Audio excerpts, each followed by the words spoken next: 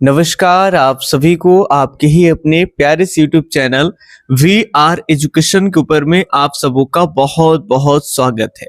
और आशा और उम्मीद करता हूं कि आप सब एकदम स्वस्थ होंगे, मस्त होंगे और आप अपने तैयारी में काफी व्यस्त चल रहे होंगे।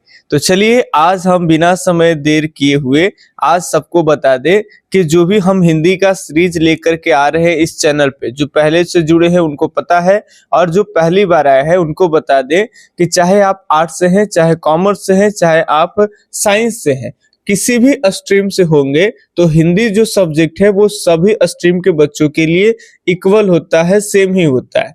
और आपकी हिंदी की तैयारी बूस्ट करने के लिए, काफी अच्छा करने के लिए हम आपको चैप्टर वाइज ऑब्जेक्टिव करा रहे हैं। प्रत्येक चैप्टर के 20 क्वेश्चन, 15 क्वेश्चन वीवीआई टाइप के वो आपको करा दे रहे हैं। ठीक है, तो हिंदी में ऐसे काफी सारे गद्यखंड के चैप्टर करा दिए हैं, जैसे बातचीत हो गया आपका, उसने कहा था हो गया, अर्धनारीश्वर भी हो गया है। ठीक है, और आपका जयप्रकाश जी का संपूर्ण क्रांति हो गया है। इसके अलावा भगत सिंह का एक पत्र और एक लेख ये भी हो गया है। और हम अब जो है गाड़ी बढ़ा दिए हैं, कहाँ भाई, तो ओ सदा नीरा। ठीक है, वो सदा नीरा जिसके लेखक जगदीश चंद्र माथुर जी हैं, और उसमें जितने भी टॉपिक का निचोड़ बातें होते हैं वो पहले के सेशन में 10 क्वेश्चन में करा दिए। ठीक है, जो भी टॉपिक को समझने के लिए एक ओवरव्यू टाइप के समझाते हुए 10 क्वेश्चन कराए काफी समय लेकर के, तो वो आप देख सकते हैं प्लेलिस्ट में जाकर के। बाकी आज के सेशन में बात कर ले तो 11 नंबर प्रश्न से लेकर के और शायद 30-35 तक ऐसा प्रश्न होंगे, यानी आज 20 से प्लस क्वेश्चन आपको आज के वीडियो सीरीज में मिलेंगे। लगभग 25 प्रश्न मान के चलिए कि आज आपको हम कराने वाले हैं, और 25 प्रश्न देखते ही छू मंतर यानी ये चैप्टर आपका खत्म हो जाएगा। तो आइए फटाफट से देखें। चलिए 11 नंबर प्रश्न देखें। पुंडलिकू जी कौन थे? गांव का मुखिया, शिक्षक, चिकित्सक या फिर आपका राजनीतिक नेता? फटाफट से बताएंगे कि पुंडलिकू जी कौन थे। तो बताते चले आपको, इसमें से एक उत्तर आप सिलेक्ट कर लीजिए। बाकी यदि आप बी उत्तर सेलेक्ट किए हैं तो 1 नंबर आपके सर खाते में चला गया। ठीक है, पुंडलिकू जी जो है ये एक क्या थे, तो शिक्षक थे। जैसे आप पढ़े थे कि बहड़गरवा, इसके अलावा मधुबनी, और इसके अलावा आपका भीतरगढ़वा करके, तो ये 3 ऐसे जगह थे जहां पे महात्मा गांधी जी जब आए थे चंपारण में तो सत्याग्रह के दौरान, तो वो आश्रम खोले थे। तो वहीं पे ये पिंडुलिकू जी जो है इनको सेलेक्ट करके भीतरगढ़वा के आश्रम में जो है से कि जो शिक्षा का केंद्र था, तो वहां वो रखा गया था, जहां शिक्षा को केवल किताबी ज्ञान न दे करके व्यवहारात्मक टाइप के भी ज्ञान दिए जाते थे। ठीक है, और गांधी जी की पत्नी जो थी कस्तूरबा, वो भी इनको शिक्षा को मदद किए थे। ये चैप्टर में आप पढ़े थे। तो डायरेक्ट आज देखें, ये एक शिक्षक है। ठीक है, चलिए तो अगले सवाल आज का रहा ये आपके सामने कि निम्नलिखित में से कौन सा नाटक जगदीश चंद्र माथुर के द्वारा रचित है? भाई बताएंगे इनमें से कौन ऐसे नाटक है कि जो जगदीश चंद्र माथुर जी का है। ठीक है, ऑप्शन आपके सामने दिए गए हैं, दीपक, आधे अधूरे, कोणार्क और ओ मेरे मन। फटाफट से बताएंगे। तो यहाँ बिल्कुल सही बात तो हो जाएगा आपका, कौन सा उत्तर सही होंगे फटाफट से चूज करिए। तो आप सब जानते हो कि जगदीश चंद्र माथुर जी का एक फेवरेट प्रमुख नाटक है जिसका नाम है आपका कोणार्क। ठीक है, तो सी उत्तर यदि आप चूज किए हैं तो 1 नंबर और आपके खाते में चला जाता है। ठीक है, चलिए अब नेक्स्ट क्वेश्चन अगर देखें भाई मेरे, निम्नलिखित में से कौन सी उपाधि माथुर जी को मिली है? माथुर जी को कौन सी उपाधि दी गई? फटाफट से बताएंगे। ऑप्शन 1 है विद्या प्रद शिक्षणा, विद्या वारिधि, विद्या कामिनी, इनमें से कोई नहीं। फटाफट से बताएंगे। तो आप सब जानते हो, चैप्टर पढ़े थे, माथुर जी को जो है वो विद्या वारिधि की उपाधि जो है वो दिए गए थे। तो यदि बी उत्तर चूज किए हैं तो आप 1 नंबर और जोड़ लीजिए सही में, और यदि कोई दूसरा चूज किए गलत हुआ है तो घबराने की बात नहीं है। यदि आप गलत करोगे तो ही आपकी तैयारी ज्यादा बढ़िया होता है। ठीक है, लेकिन वही चीज केवल प्रैक्टिस करे, जो आपको आता है वही प्रैक्टिस करे। ठीक है, तो दिक्कत हो जाएगा। जो नहीं आता उसकी भी प्रैक्टिस करे, गलत है तो सीखे। चलिए दोनों फील्ड में आप ठीक है। ठीक है, सही हो रहा तब भी ठीक, गलत हो रहा तब भी ठीक। माथुर भीतर हरवा जिसकी बात कर रहे थे अभी, भीतर गांव ये भीतर अथी करके वर्डिंग कभी कभी ध्यान से उतर जाता है। ये भितिहरवा जो था आपका यहाँ पहुंचने पर कौन मिले थे इनको? आप बताएंगे कि माथुर जी जब भितिहरवा पहुंचे तब भितिहरवा पहुंचने पर कौन मिले, फटाफट से बताएंगे। गांधी जी मिले या गोखले जी मिले या फिर आपका पुंडलिक जी मिले, यह इनमें से कोई नहीं। फटाफट से बताएंगे यहाँ इनको कौन मिले। तो यहाँ इनको मिले भाई साहब, यहाँ मिले आपका पुंडलिक जी, ठीक है। और इन्हीं को जो है वो एक शिक्षक थे तो उनको आश्रम में बनाए थे आचार्य के पद पे, ठीक है। चलिए, तो ये हो गया 14 नंबर प्रश्न। अब यहाँ देखे 15 नंबर प्रश्न। 15 नंबर ये रहा। 15 नंबर प्रश्न है, पुंडलिक जी ने निर्भीकता किससे सीखी थी? बताएंगे गोखले जी से सीखे थे या गांधी जी से, कृपलानी जी से, या फिर इनमें से कोई नहीं। निर्भीकता किनसे सीखे थे? तो यदि आप यहाँ पे बी उत्तर चूज किए हैं गांधी जी, तो बिल्कुल आप एकदम राइट है, 1 नंबर और आपके खाते में चला जाता है। अच्छा, कोई बताएंगे गांधी जी के राजनीतिक गुरु कौन है? तो ये रहे आपके सामने गोखले, यानी आपके गोपाल कृष्ण गोखले। पढ़े ही होंगे आप लोग। कोई ये बता सकते हैं कि गोपाल कृष्ण गोखले के गुरु कौन है? किसी को आता है तो ठीक है, कमेंट भी कर सकते हैं। आपको हिंट्स देते हैं कि वो हैं जो 1870 में पूना में एक सार्वजनिक सभा की स्थापना किए थे, ठीक है, गोपाल कृष्ण गोखले के गुरुजी, ठीक है। और वही कहीं ना कहीं आगे चल करके वो आपका भारतीय राष्ट्रीय कांग्रेस जो पार्टी आप जानते हो, तो ये कहीं ना कहीं भारतीय राष्ट्रीय कांग्रेस का अग्रदूत भी माना जाता है, वो पूना सार्वजनिक सभा, ठीक है। तो और जनता और सरकार के बीच में, ब्रिटिश सरकार और जनता के बीच में मध्य सेतु का काम किया। किसी को जानकारी होगा तो नाम बताएंगे। अगर आपको हिंट चाहिए तो आपको आगे का नाम बताते हैं महादेव, और उसके बाद क्या है वो बताएंगे। लास्ट का नाम भी बता दें आपको, रनाडे नाम है उनका। आगे का महादेव, लास्ट का रनाडे, और बीच में तो एक नाम है वो बता दीजिए। वहां गोपाल न हो करके क्या है? तो फटाफट से मैसेज करिए, आपको याद होगा तो, नहीं तो कमेंट करिए, यूट्यूब पे सर्च करिए, गूगल पे सर्च करिए। चलिए, कर्नाट वंश के राजा हरिसिंह को किसका मुकाबला करना पड़ा? फटाफट से बताएंगे। कर्नाट वंश के राजा हरिसिंह को भाई मुकाबला किन से करना पड़ा? गयासुद्दीन तुगलक से, नादिर शाह से, अलाउद्दीन खिलजी से, या फिर आपका कुतुबुद्दीन ऐबक से? तो सही उत्तर आप सबको मालूम था, गयासुद्दीन तुगलक से, ठीक है। गयासुद्दीन तुगलक जो है उसी से 1325 के आसपास की बातें है कि उस सब जंगल में लड़ाई हुई थी। बताए थे कि पेड़ जो है वो काट दिए गयासुद्दीन तुगलक, एक पेड़ के टहनियां काटे तो उसके सारी सेनाएं काट दिए, और राजा हरिसिंह जो है वो आपके कर्नाट वंश के राजा है, उनको छोड़ करके महल भागना पड़ गया। तो ये बातें आपको पहले पिछले वीडियो में बढ़िया से बता दिए। अगला प्रश्न 17 नंबर प्रश्न है। प्रश्न देखेंगे बढ़िया से। चंपारणु जो धांगड़ जनजाति के बारे में पिछले दिन पढ़े थे, ठीक है। तो ये धांगड़ कहाँ से आए थे? तो कहाँ से आए थे ये बताए थे, लेकिन छोटे जगह, ठीक है। झारखंड में कौन सी जगह? रांची से, जमशेदपुर से, छोटा नागपुर से, या फिर सीधे आंध्र प्रदेश से? कहाँ से ये जनजाति आए थे?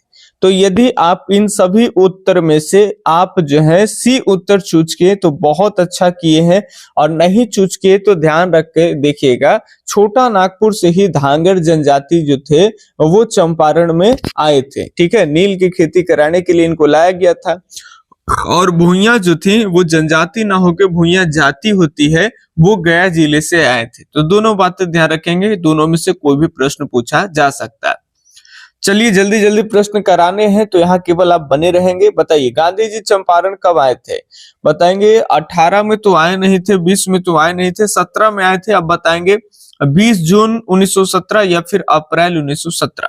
फटाफट से बताएंगे। तो पिछले वीडियो सेशन में बताए भी थे, जो लोग पीछे से देख रहे हैं, अप्रैल 1917 में आए थे गांधी जी चंपारण, ठीक है। तो डी उत्तर एकदम यहाँ पे राइट है। अगली प्रश्न देखे 19 नंबर।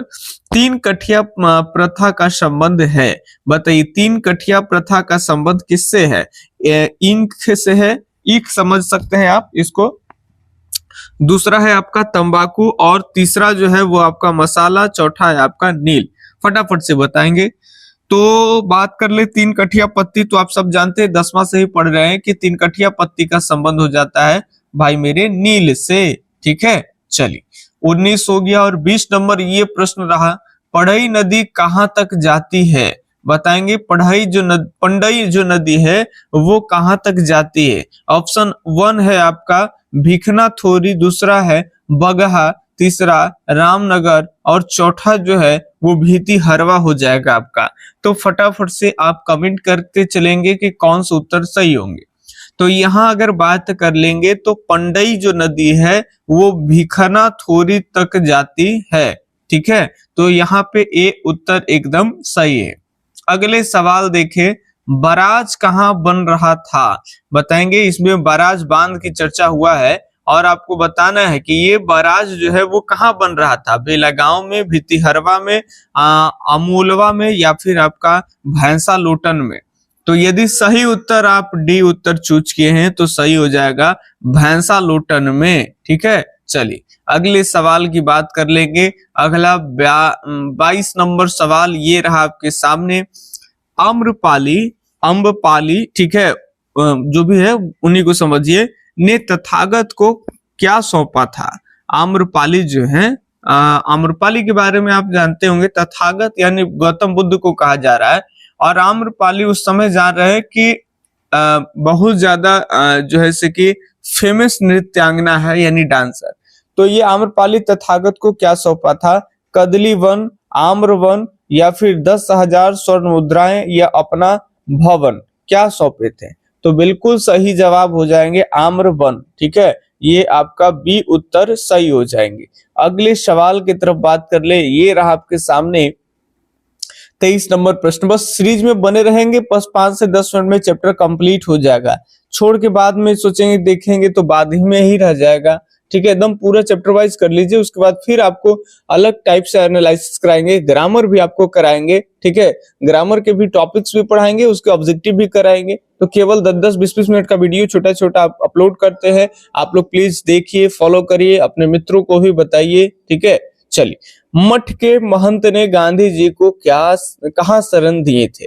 मठ के जो महंत है वो गांधी जी जब चंपारण आए थे तो महंत जी ने गांधी जी को कहाँ बैठाया था भाई? एक जामुन के पेड़ के नीचे, या अपने मठ में, या एक झोपड़ी में, या एक महुए के पेड़ के नीचे? तो देखिए, महंत जी जो है, मठ के जो महंत हैं वो एक महुए के पेड़ के नीचे गांधी जी को बैठाए थे। प्रश्न ऐसे भी आते हैं कि एक महुए के पेड़ के नीचे गांधी जी को किसने बैठाया था? तो हो जाएंगे मठ के महंत ने। ठीक है, इसी टाइप से प्रश्न घुमा के आते हैं। अगले सवाल देखिए, यहाँ पे 24 नंबर प्रश्न है, जगदीश चंद्र माथुर जी का जन्म हुआ था। बताएंगे जगदीश चंद्र माथुर जी का जन्म कब हुआ था? तो ये बता रखे कि इनका जो जन्म है 1917 में हुआ था। ठीक है, जब गांधी जी चंपारण आए थे उसी वर्ष इनका जन्म ही हुआ था लेखक साहब के, और रूस की क्रांति हुई 1917 में, उसी समय इनका जन्म हुआ। लेकिन अब कब? अब आपको एक बारीक इकाई डेट चुनना है, 16 जुलाई 1917 या 16 जुलाई 1918, 17 अगस्त 1917 या 20 सितंबर 1917। तो 1917 है और जुलाई आपका 16 जुलाई 1917। तो यहाँ आपका 24 का ये उत्तर सही हो जाएगा। फटाफट से एकदम करीब है, आज खत्म होने वाला है तुरंत, बस 4-5 सब्जेक्ट क्वेश्चन और बाकी है। ये देखिए, वैशाली महोत्सव कहाँ बीजारोपण किया गया? वैशाली महोत्सव जो है वो कहाँ बीजारोपण किया गया? वैशाली महोत्सव का बीजारोपण किया गया, आप ये समझ सकते हैं किसके द्वारा? ठीक है, सब व्यक्ति है, अगेय जी के द्वारा, ठीक है, या फिर आपका जगदीश चंद्र माथुर जी, श्री कृष्ण जी ने, या फिर वाजपेयी जी ने? फटाफट से बताएंगे। तो यहाँ सही जवाब की बात कर लेंगे तो वैशाली महोत्सव का बीजारोपण माथुर जी के द्वारा किया गया, जगदीश चंद्र माथुर। ठीक है, अगले सवाल अगर देखें तो अगला सवाल ये रहा आपके सामने, 26 नंबर, कौन सी कृति माथुर जी की नहीं है? अब ये आपको बताने हैं कि कौन सी कृति माथुर जी की नहीं है। मेरी बांसुरी, बंदी, रेशमी टाई या फिर आपके कोणार्क? जैसा कि आप जानते हैं कोणार्क इनका है, मेरी बांसुरी है। यहाँ सही जवाब होगा आपका रेशमी टाई। यदि आप चूज कर रहे हैं तो बहुत अच्छा किए। ठीक है, कहानी आप सबों को अच्छे से पढ़े हुए हैं तो सारे सवाल बन जाते हैं। आज जहां फंस रहे हैं एक बार और थोड़ा सा बुक उठाइए और रीड कर लीजिए। बताइए, बोलते क्षण किस साहित्यिक विधा की कृति है? बोलते क्षण जो है वो किस साहित्यिक विधा की कृति है? 28 नंबर प्रश्न फटाफट से बताएंगे। तो ये रहा आपके सामने निबंध विधा की। तो ये उत्तर चूज किए हैं तो एकदम सही है। एक दो और प्रश्न बच रहे हैं, फटाफट से देखेंगे। वो सदा नीरा किसको नामित बनाकर लिखा गया? वो सदा नीरा जो ये पढ़ रहे हैं, ठीक है, जगदीश चंद्र माथुर जी के लिखा हुआ, ये किनको आधार बना कर करके लिखा गया? गंगा को, गंडक को, यमुना को, महादेवी को? तो बिल्कुल सही जवाब यहाँ पे हो जाएगा आपका गंडक को। तो बी उत्तर चूज किए तो काफी एकदम सही है। अगले 30 नंबर प्रश्न की बात कर लेंगे। तो ये रहा आपका सामने, थारन शब्द किस शब्द से विकसित हुआ है? थल से, थार से, स्थल से, स्थान से? तो यदि आप इसमें से थार चूज किए हैं तो सही है। थार जो राजस्थान तरफ से लिया गया ये वर्डिंग है, ठीक है। अगले सवाल आपको और काफी सारे करा दिए, 20 से ज्यादा आज प्रश्न आपको कराने के लिए बोले थे और कराएंगे भी। और एक लाइक जो है आपको याद दिला दे वो कर दीजिए। और बाकी जो प्रश्न इसमें बने हैं 40-45 तक, वो उनको दिया जाता है जो पीडीएफ वाले हैं, ठीक है। सब्जेक्टिव ऑब्जेक्टिव दोनों उनको दिए जाएंगे। एक बात और, यदि आप हिंदी लेना चाहते हैं, हिस्ट्री हो, ज्योग्राफी हो, म्यूजिक हो, होम साइंस हो, आर्ट्स के किसी भी सब्जेक्ट लेना चाहते हैं और हिंदी लेना चाहते हैं, तो आप मेरा नंबर नोट कर सकते हैं, जहां आपको मात्र 51 रुपया में एक अच्छे ढंग से आपको नोट्स मिलेंगे, जहां कोई भी गलती की संभावना नहीं होती है, ठीक है। वहां आप वैसे नोट्स लीजिए, मात्र 51 रुपया में एक सब्जेक्ट, और आप 149 रुपया में आप 4 सब्जेक्ट ले सकते हैं। मेरा नंबर नोट कर लिए, लिखिए 8825 और 37, फिर हो जाएगा आपका 37 और 6551। ये मेरा व्हाट्सएप नंबर, कॉल नंबर है। आप इस पे जो है वो संपर्क कर सकते हैं और आपको मात्र 51 रुपए की राशि लेकर करके और आपको पीडीएफ आपको दिए जाएंगे, ठीक है। चलिए, पीडीएफ में सब्जेक्टिव ऑब्जेक्टिव दोनों होगा। यहाँ पढ़िए तब तक प्रश्न। बिहार के सुप्रसिद्ध सांस्कृतिक उत्सव वैशाली महोत्सव का बीजारोपण किसने किया? तो आप सब जान रहे हो कि ये घुमा के आएंगे, उधर इधर से करके आएंगे, लेकिन आप याद रखेंगे कि वैशाली महोत्सव का आयोजन जो है वो जगदीश चंद्र माथुर जी के द्वारा की जाती है, ठीक है। तो ये रहा आपके सामने 31 के सी नंबर प्रश्न। और अगले सवाल देखें, 32 नंबर सवाल देख लिए यहाँ पे। ओ मेरे सपने क्या है? बताएंगे कोई कि ओ मेरे सपने क्या है? फटाफट से बताएंगे। ओ मेरे सपने जो है वो एक नाटक है। तो डी उत्तर चूज करने वाले थे, ये किए हैं तो बढ़िया है। और देखे और प्रश्न देखे, बताइए गौतम बुद्ध का आविर्भाव कब हुआ था? गौतम बुद्ध जो है इन क्षेत्रों में, चंपारण की ही बात चल रही है, तो चंपारण के क्षेत्रों में कब वहां आए थे? 2000 वर्ष पहले, 2500, 3000 या फिर 500 वर्ष पहले? तो 2500 वर्ष पहले बुद्ध आए थे। तथागत कहो या गौतम बुद्ध कहो, आपको पूरे के पूरी सारी चैप्टर में पढ़ने हैं। नहीं भी पढ़ते हैं, ऑब्जेक्टिव जो कराते हैं ढंग से सुनेंगे तो लगभग आपको चैप्टर का ओवरव्यू मिल जाएगा, किसमें क्या पढ़ना है क्या नहीं है, ठीक है। चलिए, राजा हरि सिंह देव को किसका मुकाबला करना पड़ा था? तो ये जानते हो आप कि राजा हरि सिंह देव को गयासुद्दीन तुगलक का मुकाबला करना पड़ा था।